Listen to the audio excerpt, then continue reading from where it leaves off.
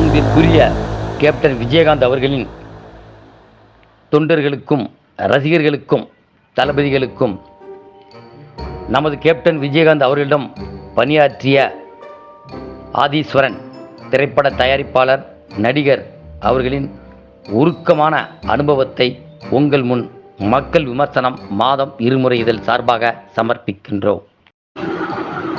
நமது கேப்டன் அவர்களின் கோடான கோடி ரசிகர்கள் அனைவருக்கும் இந்த நேரத்தில் உங்களிடம் நான் ரொம்ப ஆழ்ந்த இரங்கலை தெரிவித்துக் கொள்கிறேன்.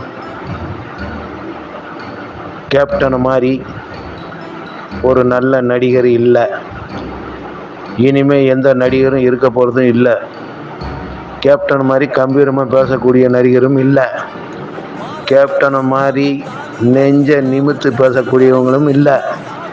கேப்டன் ஒரு எதையும் நேர்மையாக பேசக்கூடியவர். கேப்டன் அள்ளி அள்ளி கொடுத்தவர். ஸ்கூல் குழந்தைங்களுக்கு பாட புஸ்தகங்கள் நிறையா கொடுத்தவர். பேக் வாங்கி கொடுத்தவர். ஸ்கூலுக்கு எல்லாருக்கும் பணம் கூப்பிட்டு கொடுத்தவர். அவர் பிறந்த நாளுக்கு எவ்வளோ ரசிகர்கள் வராங்களோ அத்தனை பேருக்கும் பணம் கொடுப்பாரு. எத்தனை பேர் வராங்களோ அத்தனை ரசிகர்களும் சாப்பிட்டு தான் போக சொல்லுவார். அவரை மாதிரி ஒரு மனுஷன் சாப்பாடு கொடுக்கறதுக்கு ஆள் இல்லை. அவரை மாதிரி ஒரு நடிகர் யாருமே இல்லை அள்ளி கொடுக்கறதுக்கு.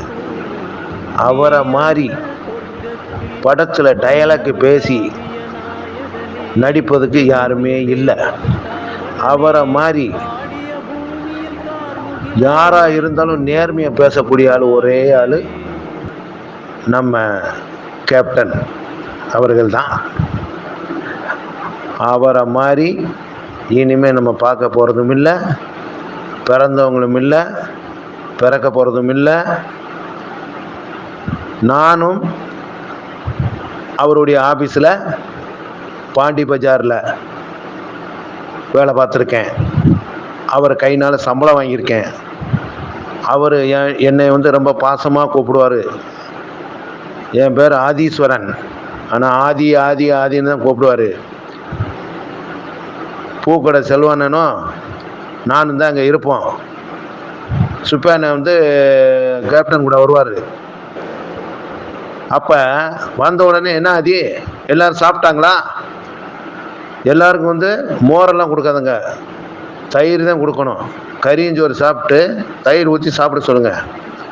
அப்படி சொன்ன கேப்டன் அந்த பாண்டி பஜார் ஆஃபீஸில் பல பேர் கேப்டன் ஆஃபீஸ் போனால் சாப்பாடு கிடைக்கும்னு அந்த டயத்துக்கு சாப்பிட்டு போவாங்க.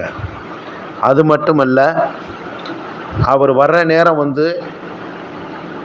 பார்த்துட்டாங்கன்னு வச்சுக்கோங்க, இறங்கி எல்லாருக்கும் பேசிட்டு காசு கொடுத்துட்டு போவார்.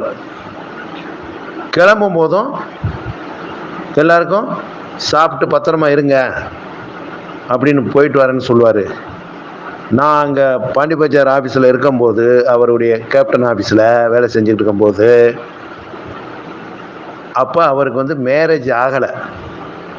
அதுக்கப்புறம் தான் மேரேஜ். இவங்கெல்லாம் இப்போ வந்த கூட்டங்கள். நாங்கள்லாம் அப்போயே அவர் கூட இருந்தவங்க. நான் அவர் கூட 3 படம் நடிச்சிருக்கேன். அதனால் எல்லாருக்குமே என்ன தெரியும். கேப்டன் என் மேலே அவ்வளோ பாசம். இன்னைக்கு சினிமா உலகத்துக்கே மிகப்பெரிய இழப்பு. இது என்னால் ஜீரணிக்க முடியல. அவரை மாதிரி போய் சேர்ந்தா தான் எனக்கு நிம்மதி. பத்திரமாக போய் சேருங்கள்.